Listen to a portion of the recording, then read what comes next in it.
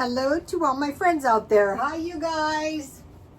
Well, it's been about 24 hours and I'm back.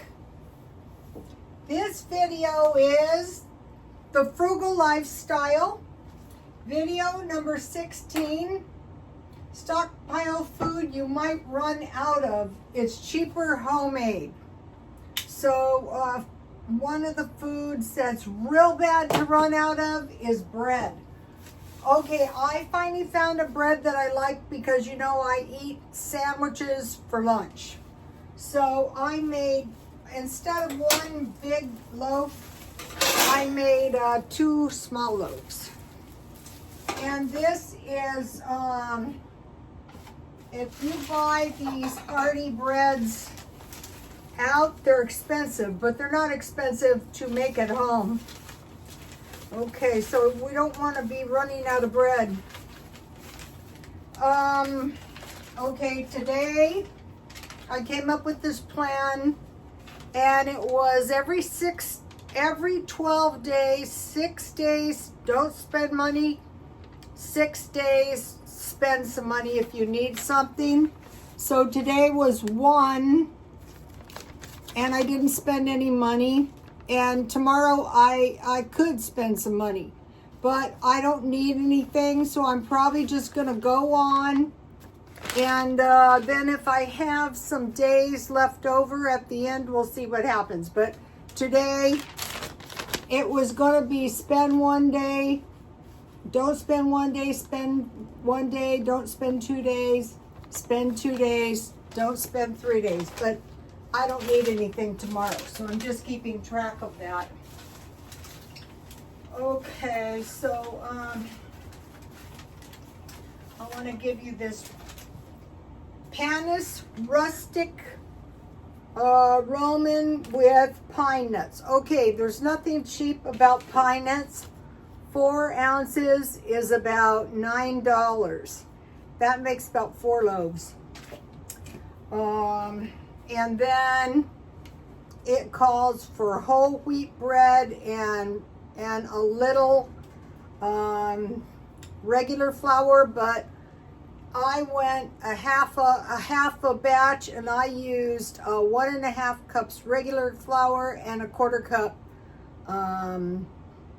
wheat flour, but you could do that any way you want. And then all you need is warm water, honey, salt, yeast, 1/3 cup pine nuts, and a tablespoon of olive oil. So just put the honey in the water, heat it, cool it to like a warm bath, and then put your yeast and activate it. Then I put the olive oil in the yeast. So all the wet ingredients are together, and I mixed all the dry ingredients, including the toasted pine nuts, so it couldn't be easier. Then I kneaded it, and I only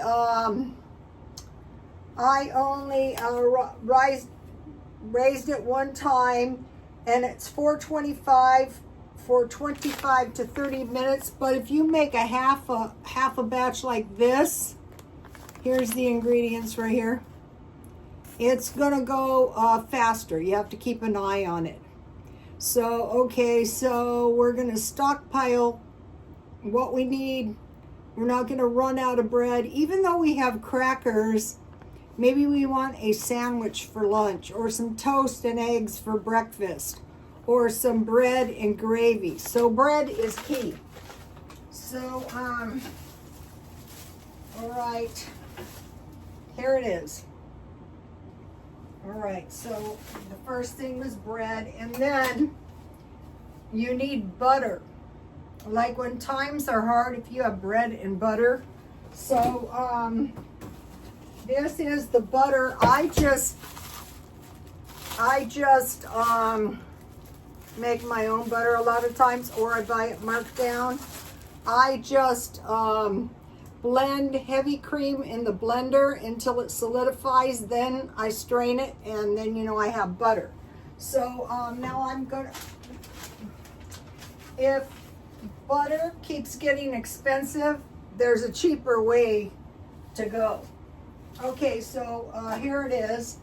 I had some milk. I had 1 cup of this milk. I had 1 cup of shelf-stable milk. And so I used 1 cup each. And then I had I had 1 cup of this. So I had 3 cups total. And I put, I heated the milk and I held it there for a while. Then I poured vinegar, about 2 tablespoons. I stirred it around. Then I covered it for a while to let it. So what I wanted to do was I wanted the, now this is curds and whey. So if you save your whey, you can drink it. So I just want to, I want to strain my curds out. So, if we're super thrifty and careful right now, then you know, we're gonna be okay. Okay, so now so I had 3 cups milk, but you can use 4 1/4 cups, 2 tablespoons of vinegar, and then it calls for 100 grams of melted butter, but I never use that much. I use about 2 tablespoons. And so it can be margarine if you don't have butter. But this is why you want to stockpile milk. And you can use this stuff just like, I'm going to just have about approximately, it doesn't have to be exact. Whoops. About 2 tablespoons of butter. And I'm just going to melt that. And then I bought this cream cheese really cheap. So I have cream cheese. And this just takes a minute to make. Okay.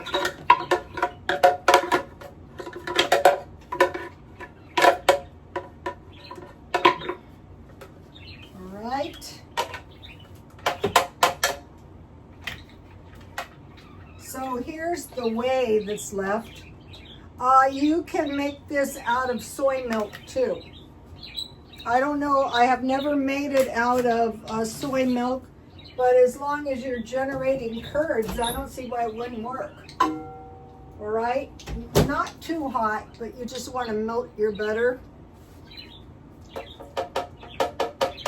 So it's milk, vinegar, butter, and then 2 spoons of sour cream. So this is a lot cheaper. You know the way eggs and milk are, eggs and butter, especially all right. Then you just blend it for just a minute. And you're gonna have butter for your mashed potatoes.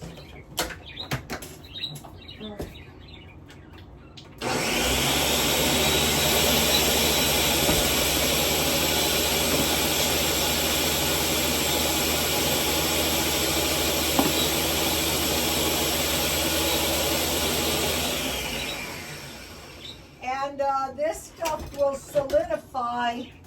Just put it in the refrigerator. It's ready to go right now.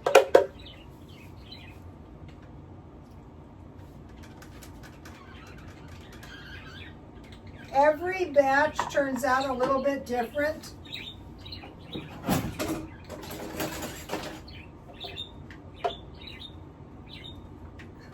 You know, when you make beans or you make potato soup and you need a little butter, this stuff is fine. It hardens up and, you know, you're in business. All right, so there you have bread and butter.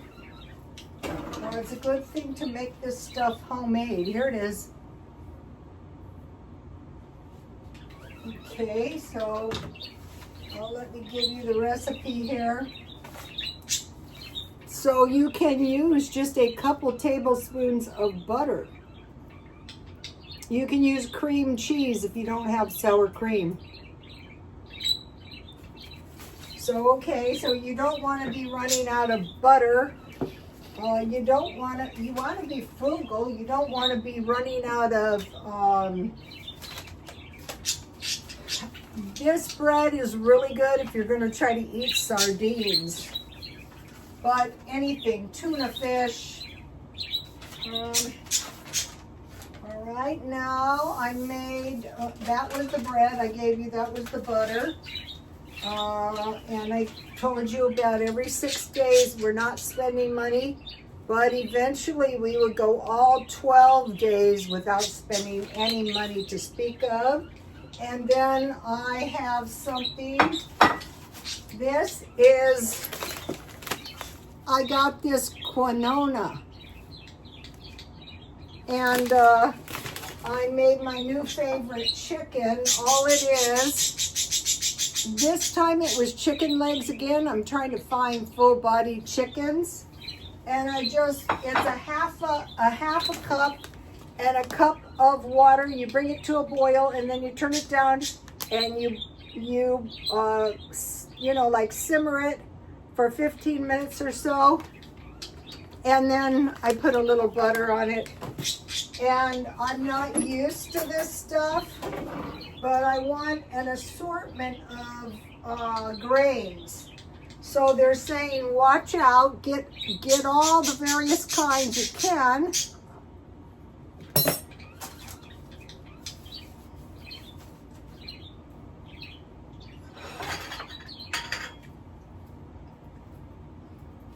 And this is mixed vegetables from Dollar Tree. I find them to be pretty good. This is probably going to be what I'm going to eat tomorrow. So this is, you can use those little cups to measure out and then you have bread and butter. Okay, and I use these little loaf pans. Okay.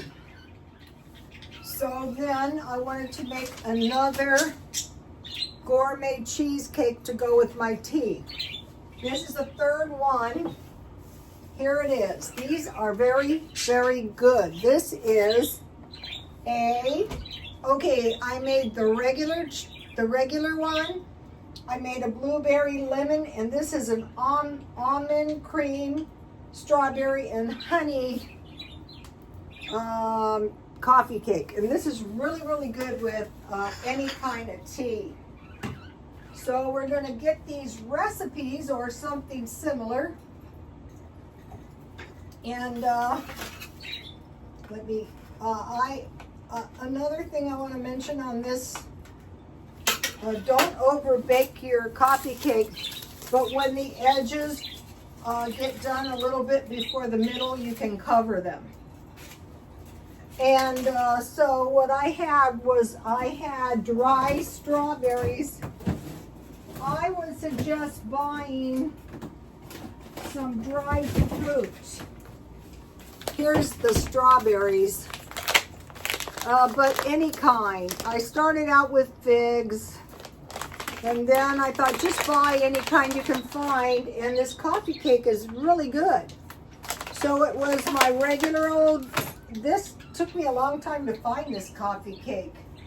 So see, it's got the strawberries on the bottom, and then I mix strawberry jam in with the drizzle. So this is really good with your tea. Okay, so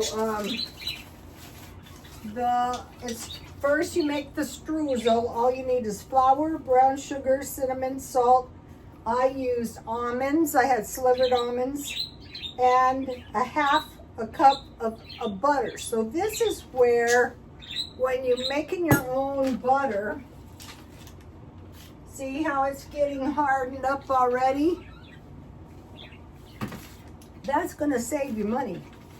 And then the cake was flour, baking powder, baking soda, salt, unsalted butter, sugar, brown sugar, eggs, vanilla, sour cream, and milk. So all I did is I had half and half, but it could have been regular milk. And then, you know, I had a lot of sour cream, and you just mix that up. And so then for the glaze, I had powdered sugar, and I had Dollar Tree strawberry jam, and I had lemon juice. And I just mixed that up with powdered sugar. And so now I have a nice big coffee cake to last me all week. Here it is. Take a screenshot. So you start getting all the ingredients. I think these coffee cakes are about the cheapest thing you can make. You need nuts. Try to get nuts and dry fruit. All right. So on the carbs, it was the, this is the new one.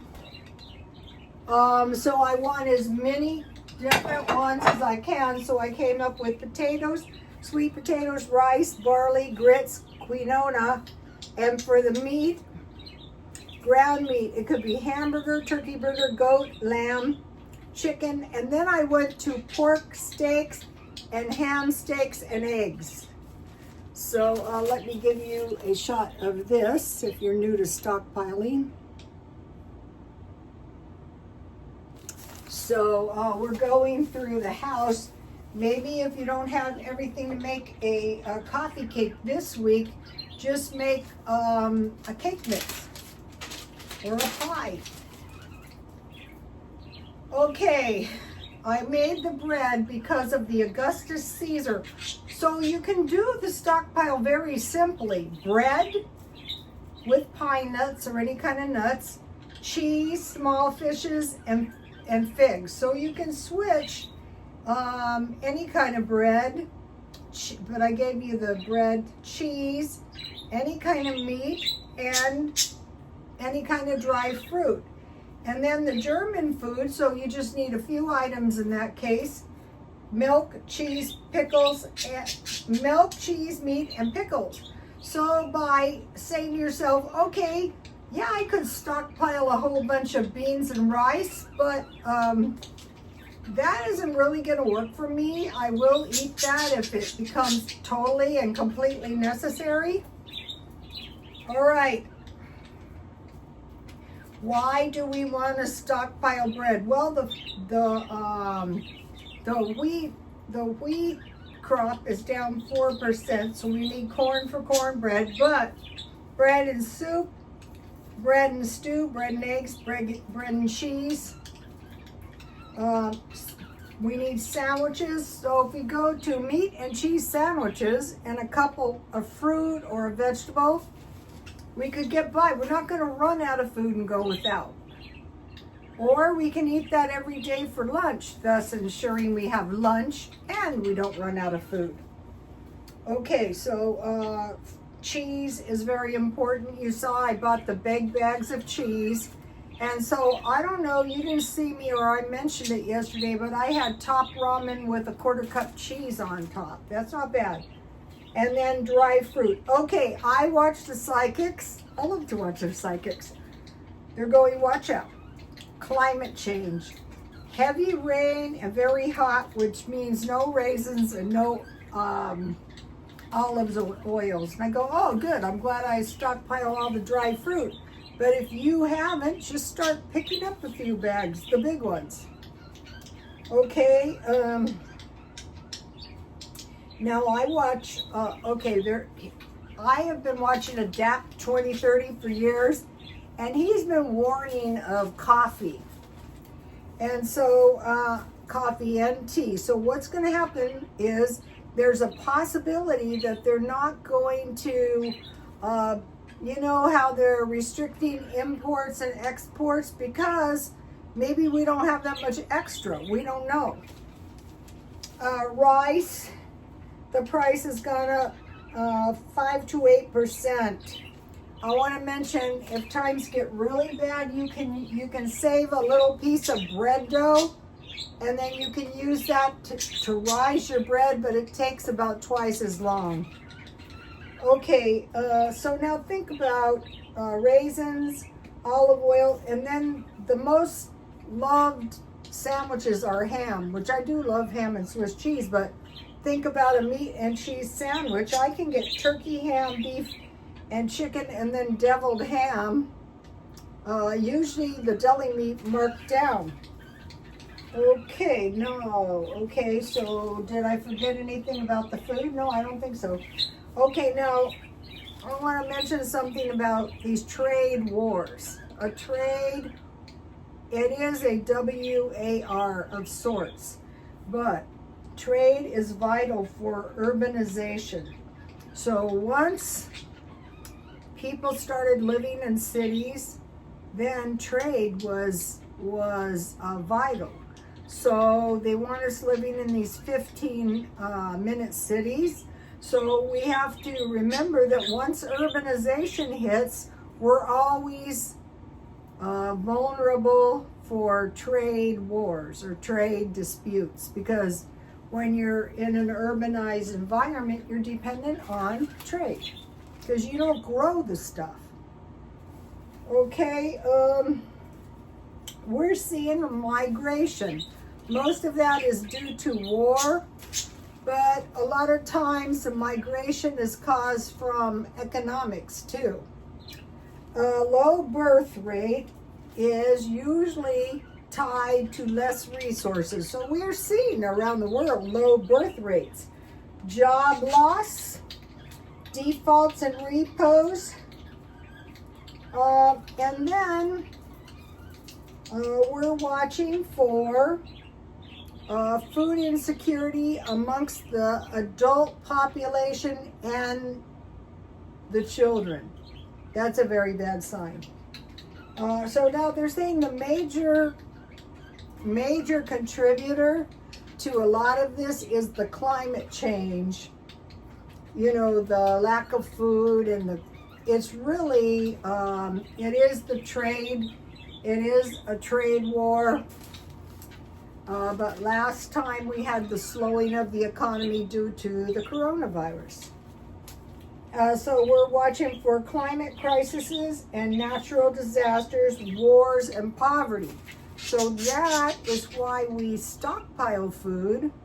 That is why we go, okay, either I'm going to buy 1 loaf of bread per week, or I'm going to buy some kind of something to eat with my tea. I could buy margarine, but why, when you can make this so much cheaper, especially using your soup and your beans. And so that is the frugal tips for today. This was day 16. Okay, I will see you tomorrow. Please like, comment, and subscribe. And God bless you all. Bye-bye.